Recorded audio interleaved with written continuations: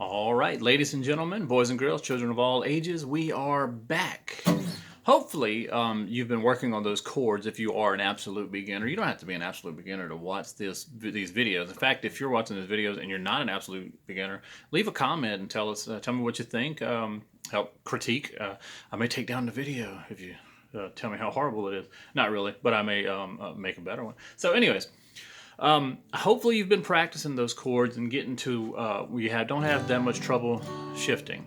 Okay, I don't think you should go too fast into other areas before you master one or two, but you should be comfortable with it. I'm not saying you should be like the best in the world before you move on, because you're always constantly perfecting your craft. But next, we're going to move on to the next one. If you have been following along in the videos, you know that we're using our cheat sheet, the circle of fifths. With our cheat sheet, we started G and C and D, okay? And then from there, since we already knew G and D, we went to A. These three groupings are called a chord progression, and those chords go together. Very basic chord theory there, and you have the cheat sheet, so you don't even have to remember anything. You just print this out or look it up on whatever you're watching this video on.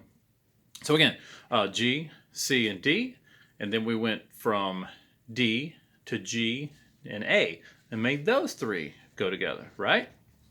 So next, naturally, we're going to go down to the next one, which is E. So the next chord in the video is going to be E, so that we can play D, A, and E, because those are the chords that go together in the key of A.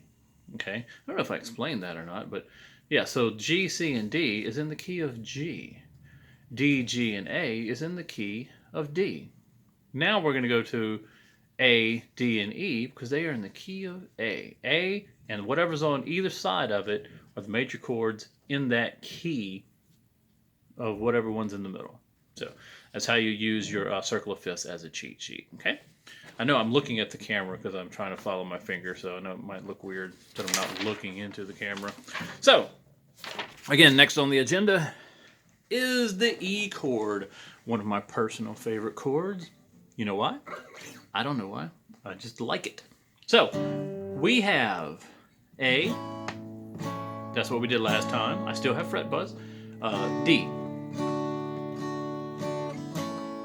They sound good together, right? Well, let's add something to it. Make it even gooder.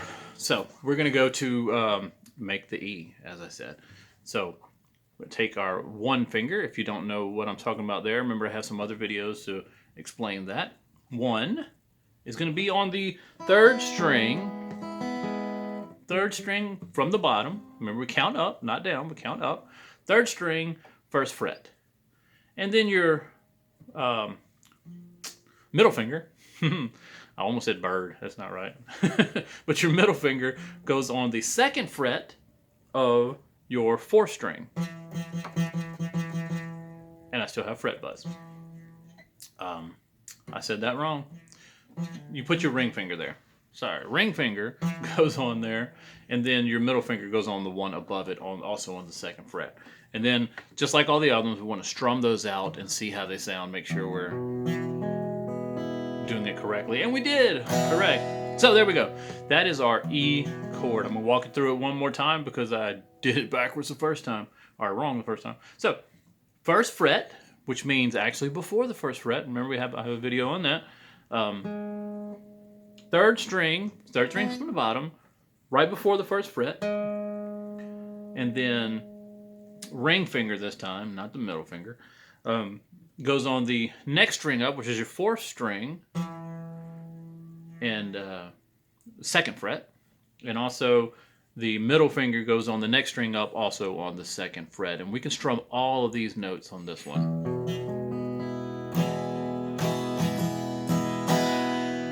So, there you have it. Practice that first. Just practice it a little while. Press it. Ease the tension. Press it. If you're holding it tight the whole time while you're trying to learn these, you're going to get real tired before necessary, and you're just not going to be able to practice as long. It's just a fact. Your body's going to get fatigued until you get used to doing this. So press it, let it up, press it, let it up, press it. Take your time. And then after you feel okay with that, I would suggest take your hand all the way off and then put it back on, same chord. Put it back on, take it all the way off, put it back on. Take your time. It's a journey. It's not the destination. That's what they tell me. So there you go. E chord. And that E chord goes with what chords? That's right. The D and the A. Because we are in the key of A, as I showed on the paper. We'll show you again. So A, and on both sides of it, you have D and you have E. Remember, we're using this as a cheat sheet. I'm not trying to teach you music theory right now. It's just a cheat sheet. But know that this is music theory. It's a thing called the circle of fifths. If you want to look it up on the internet, to look it up in, or purchase a book about it, you get pretty in depth. So there we have it. E goes in A, D, A, E.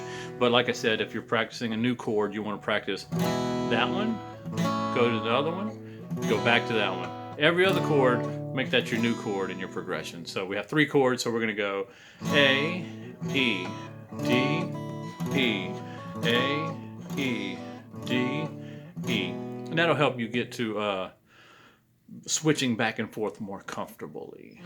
Comfortably, is that a word? Anyway, so again, that was your E chord, which will bring you into the key of A. Like, subscribe, comment. Hope everybody is learning something, or some people are learning something. And if you have any comments, suggestions, what you would like to learn, what you would like to see, it won't be long before I make a video on your very first scale. It's called your major scale. I'll do a little bit of explanation, a little bit of music theory in there, but don't be intimidated. I know it's very rewarding in the end. So there you have it, your E.